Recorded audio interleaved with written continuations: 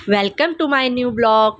आज मैं आपको लेकर जाऊंगी एक बहुत ही ऐतिहासिक और दिल को छू लेने वाली महादेव के साथ जुड़ी इस कहानी को मैं आपके साथ शेयर करूंगी और कहानी को शुरू से एंड तक ज़रूर देखना। और गाइस, मेरे चैनल को लाइक, सब्सक्राइब और घंटी का बटन ज़रूर दबा देना। तो गाइस, आज की जो हमारी कहानी है वो शिववाड़ी से जुड़ी है। यह शिववाड़ी जिलाउंडा नगरी में स्थित है।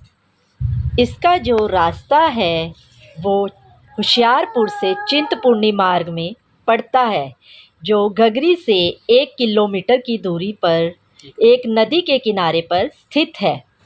कहते हैं कि महाभारत के युग से ही कौरवों और पांडवों के गुरु द्रोणाचार्य की नगरी थी यह प्राचीन मंदिर शिववाड़ी मंदिर का निर्माण शिव भगवान ने खुद किया था। एक अद्भुत पहलू यह भी है, माता चिंतपूर्णी के चारों दिशाओं में 4 महारुद्र हैं और शिववाड़ी में माँ चिंतपूर्णी शिव का दक्षिण महारुद्र है। कमलेश्वर महादेव महादेव यानी महारुद्र हैं। शिववाड़ी स्थल चारों कोनों में चारों दिशाओं में एक शमशान घाट है और उनके साथ 4 कुएं भी स्थित हैं। इन चारों कोनों में शमशान घाट होना भोले बाबा के भक्तों की आस्था को दर्शाता है।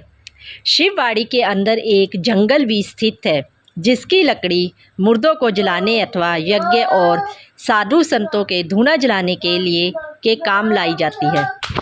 तो दोस्तों, अब मैं आपको इस मंदिर से जुड़ी वो रहस्यमय कहानी सुनाऊंगी जिसे आप सुनना चाहते हैं। यह उस समय की बात है जब गुरु द्रोणाचार्य इस नगरी में रहते थे अपनी पुत्री जयंती के साथ। तो वो हर रोज़ संध्या के वक्त एक नदी पर स्नान करके भगवान भोलेनाथ की भक्ति हिमाचल की ओर करने जाते थे। तो एक दिन उनकी पुत्री ने उनसे पूछा कि पिताजी, आप रोज़ कहाँ पर जाते हो? मैं भी आपके साथ चलूँगी। तो इस पर उनके पिताजी ने कहा, पुत्री, मैं तुम्हें अवश्य वहाँ लेकर जाऊँगा, लेकिन उससे पहले तुम अपने घर में रहकर भोले शंकर जी का बीज मंत्र ओम नमः शिवाय का रोज़ जाप किया करो। तो इस तरह उनकी पुत्री ने नित्य पाठ करना शुरू कर दिया। जब उनके पिता रोज़ बाहर जाया करते थे तो शिव जी बाल रूप लेकर उनकी पुत्री के साथ बाल लीला खेलने आ जाते थे। तो बेटी जयंती ने जब यह बात अपने पिताजी को बताई, तब उन्होंने अपने मन में सोचा कि यह लीला मैं कल खुद देखूंगा।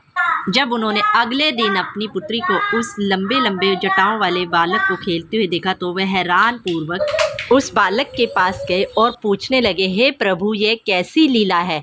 तो इस पर भगवान भोले शंकर जी ने उनको उत्तर दिया कि तुम्हारी पुत्री द्वारा मेरी भक्ति किए जाने पर उससे प्रसन्न होकर मैं बाल रूप में उसके साथ खेलने आ गया।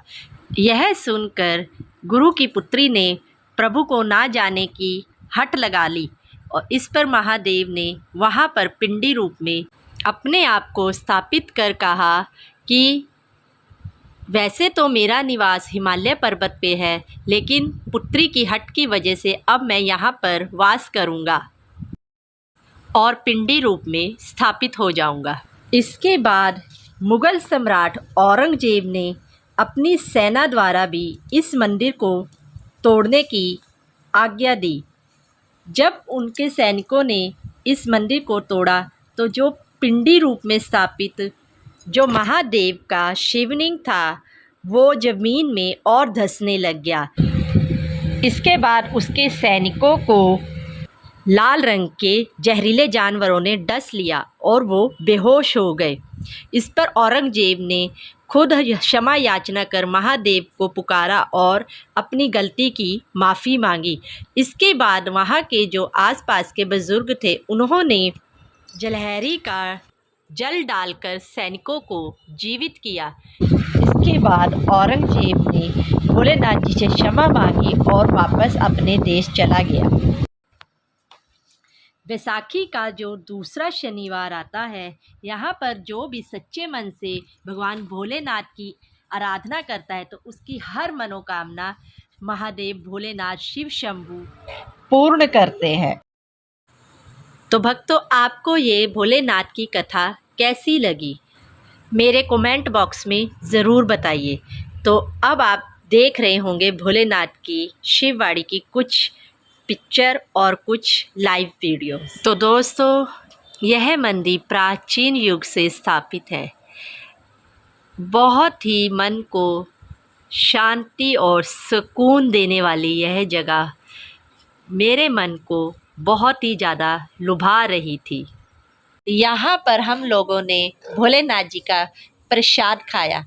बड़ी ही श्रद्धा पूर्वक यह बड़े ही प्रेम से और स्नेह से यहाँ के जो भक्त हैं, यात्रियों की बहुत ज़्यादा सेवा करते हैं। तो दोस्तों, हमेशा भोलेनाथ जी का आप पर आशीर्वाद बना रहे।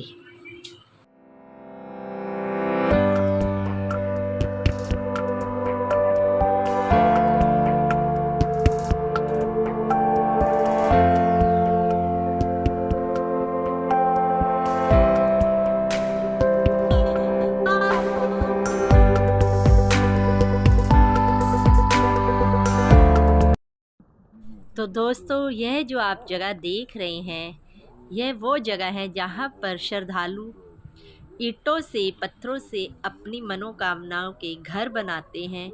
तो गाइस, इसी के साथ मैं आपसे विदा लेती हूँ। तो दोस्तों, आप भी इस जगह पर ज़रूर आइए।